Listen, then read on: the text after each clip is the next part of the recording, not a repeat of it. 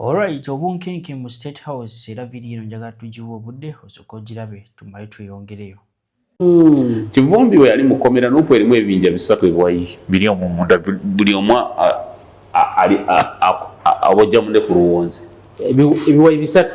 Yes, mulimu ababaka ba parliament abalowooza nti bakoledde nnyo ekibiina naye ttiimu ya Kyagulanyi Basenyonyi ebaboola.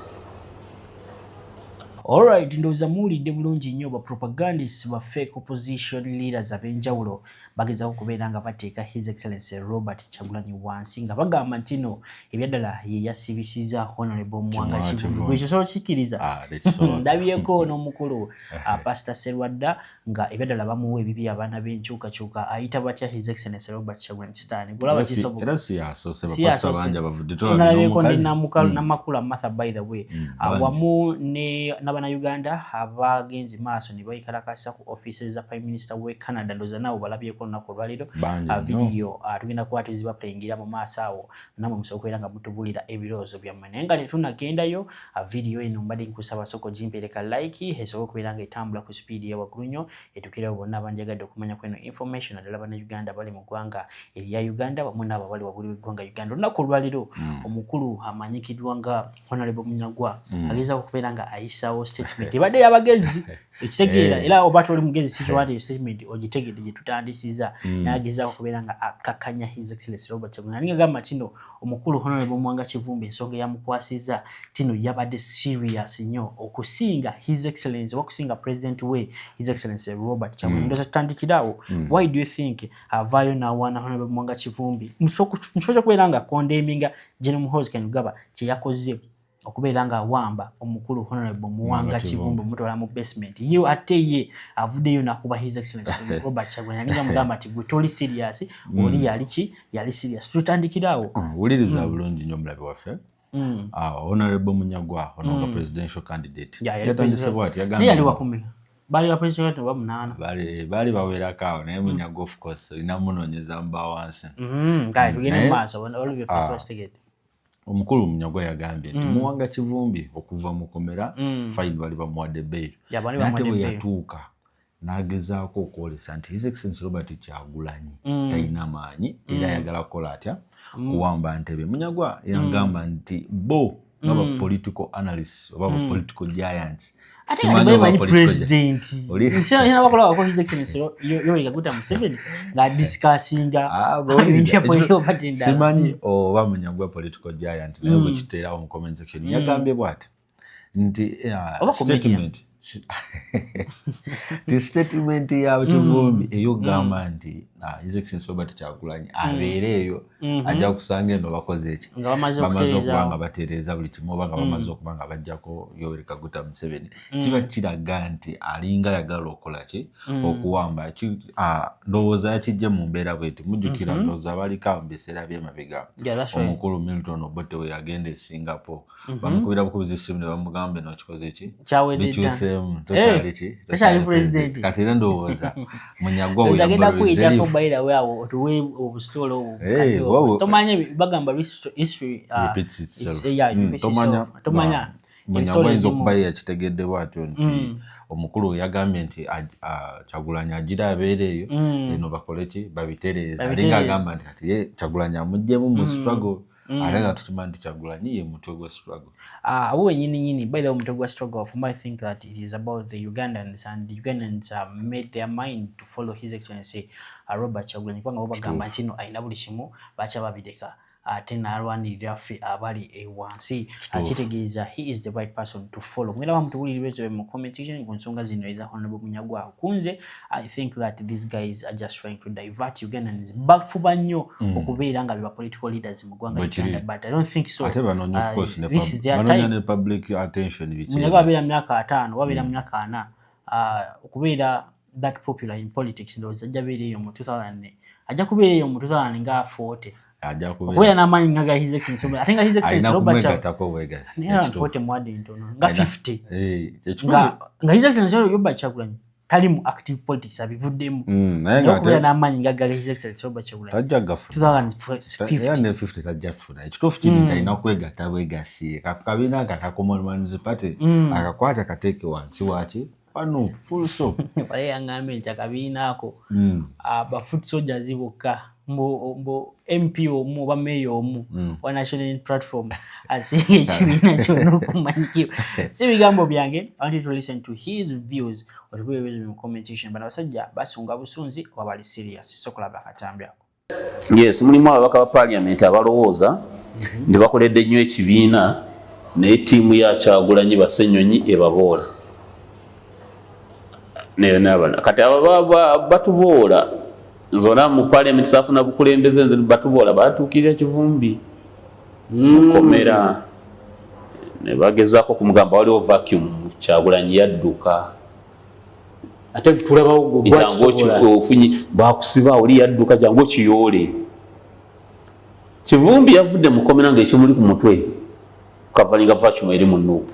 Sure? Yes. Anti ze mumanyi nali nkozeeko naye. Nkobuulira nze mu Kivumbi nakolako naye nze omuntu mulaba bw'atambula okola speech ne mmanya ne ngata dots ne mano kyekimuli emabega si musajja mutamiivu tanywa njaga lwaki mukambwe bw'ati ze netegeera kyoliko busungu bwa komera. Kati bagamba etwaye ekisooka kyekyabakulembeze waliwo abakulembeze abali mu parliament era bawagira n'okwagira nti Ssenyonyi agibwe ku walo yes mwebali abanuupu neera nga bagamba nti bo ebifo biba bigabibwa baboolebwa. Waliwo abalala abagamba nti Bobi Wine yadizatinga mutiitiizi abo batono mulimu ba MP n'abatali baki ba MP. Mulimu abagamba tugende ne status quo bwakalampenge tebukola tuwangudde obwe MP tukwate bulungi gavumenti tuleke ku MP. Abo nabo bakola ki abamatidde abasinze okukyalira Kivumbi badde bano ba waliwo vacuum tukiwambe. Kati mu spirit ya tukiwambe oyina kujjango oyogera mboozi enyumira ba foot soldiers. Ne mu mboozi ya foot soldiers fe abasoma propaganda emankuwuliriza waliwo oyitira n'entegeera motive. Kivumbi honorable kati wadde oyina kuba Museveni Muhoozi kwogera binyumira ba foot soldier nga naye oyogera endulu bwembi yadagala kuwamba kyekadde kimuleese ate gwagenda ku kitebe kyammwe olangirwa kyolangirira ayina statement zadda kulanga awaana Kyagulanyi naye nga fabakuguwa yofuzi nkulira omukuba president waffe omwagalwa aligenda okukomawo gyali nga bano twabamala amakulu eri kitegeeza kyekyo kitegeeza nti talina mulamu ye exactly yava ku mulama naye waligenda okudda nga fikino twaki nze mba nkolaba. Kivumbi bamuteekamu enjiri evuga ekintu ekyo kiwamba naye ne kaweefuwe n'atandika w'ababaka abamu nga basonda ssente zireeta abantu ku kooti. Yes.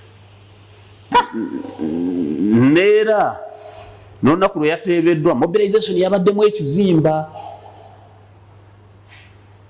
ne ku masigidi kwe yayogeredde mwabaddemu abakyala taxibeza nga badde bakuba takidiira nga bazikira bazinze ebikonde byabaddemu momentum bakiyita kuzimba momentum.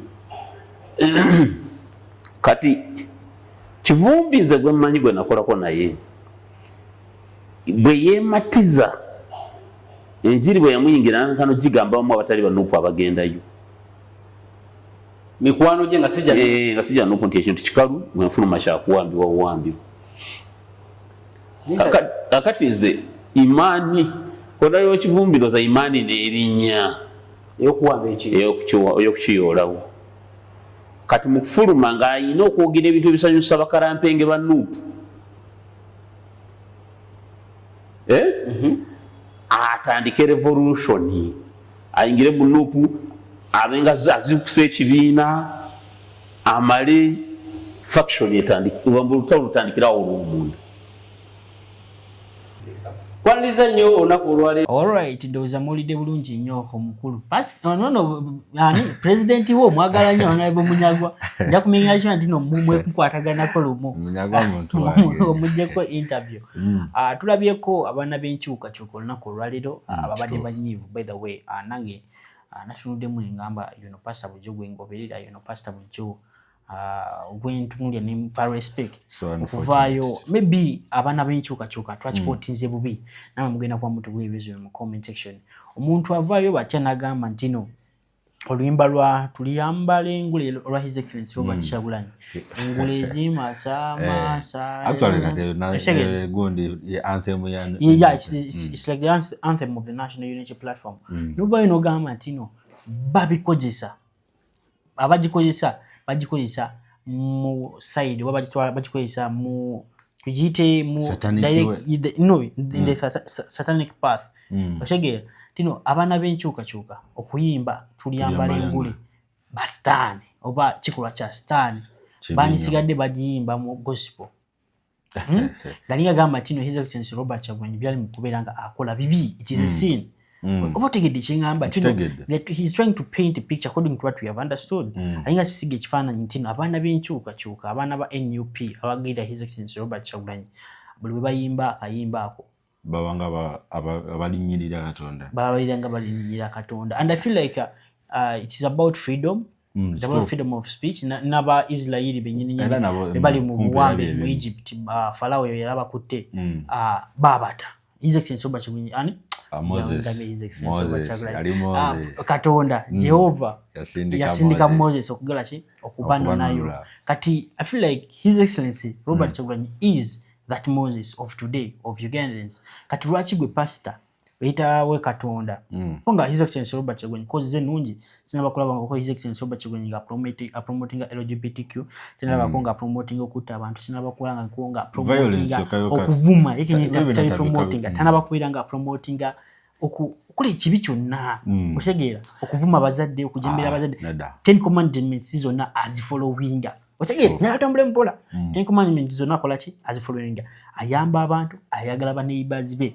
Ate His Excellency Robert Kyagulanyi asonyiwa oshegeera ekintu ekyo kitegeeza gwe pastor ye pastor akola His Excellency Robert Kyagulanyi arwanira eddembe ly'abantu ekyo tukimulekere ndola n'abalabi baffe arwanira eddembe ly'abantu cause I feel like okulwanira eddembe ly'abantu it is a form of public it's like fighting for you one another. His Excellency Katonda mu 10 commandments agamba tino love yourself as you love your neighbor. Love your neighbor as you love yourself. Wachegeera kitegeeza alinga His Excellency Robert Kyagulanyi engeri gyayagalamu oli afune rights ze naawe wayagala ofune rights zo kitegeeza he wants equality which the Bible promotes. Kati pastor ono Bible kijja akozesa ekituufu kyo kiri simuyisamu eggaali naye nga nje sinjagala kubuuza ekituufu kiri nti everyone is entitled to their opinions. Bw'aba ye alowooza mbu oluyimba tuliyambala engule abasajja baalwonoona oba baalufuula olwa sitaani nga balujja ku kkubo erya Katonda ndowooza eyo ndowooza tugimulekere naye nga ekituufu kiri nti gwe okwambala engule oba okulowooleza mu kyaki muka n'omuntu okubeera ebweru n'afuna eddembe lye ekyo kitegeeza aba akoze eki abanga awangudde exactly aba afunye engule ye buba buwanguzi naye yewe aba agamba nti sesitanikiwe tukirekere baviewers baffe video mugituule ka like esibe kubeera nga etambula ku speed ewagonye tukira abalokole bonna abagamba nti no abali kusaidi ki oli kusaidi ya pastor oli kusaidi ya His Excellency Robert Kyagulanyi oba saidi ya olinyuto bilanga otubulira video soko jirabe tumaitongere nawulira mu kibi juzi ngala ayimbisa abantu wano night prayer olutalo ngaluwedde tuliyambala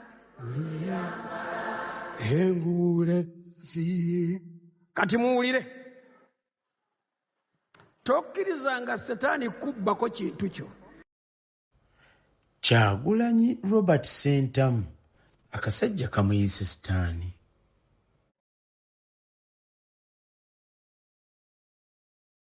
Omanyi emmeme yange erina engeri gyeraajanamu nga ngiteekateeka okunenya omuntu gwe naaliyigiddeko okwenenya. Bannamadiini abasumba mwe bantu be twali tulinamu essuubi nti mwe mulina eddoboozi eriwuluguma eri ekibi nga temutunudde na ku ddyo oba kkono. kubanga ebigenda mu maaso mu ggwanga obumenyi bw'amateeka nga bukolebwa abakuuma ddembe emisana ttuku. Abantu bawambibwa ne battibwa misana nga mulaba. Mwe ne musalawo musinze n'okutendereza engalo z'ekibi ezibikola. Ne mulira ku mmeeza ezijjudde omusaayi gw'Abannayuganda. Musirise okusirika kwammwe mukwongeddeko ekijimusa. Mu kifo ky'okuyimirira n'emitima egimenyese, muwanirire n'emyoyo egikutuse, mubudaabude abali mu bulomi. Musazeewo okuvunnamira buyinza bw'abakirimaanyi ne muwongayo ebitoni ebirabo Katonda bye yabawa okulyowa emyoyo. Mwegulidde eddembe lyammwe n'entebe ezimasamasa. Bantu mmwe temukyayogerera Katonda, kati mwogerera oyo ayiwa omusaayi gw'Abannayuganda bw'anyagulula n'abanaku abatalina kye balina. Zibasanze abasumba abazikiriza n'okusaasaanya endiga z'eddundiro lyange, bw'ayogera Mukama mu Yeremiya 23.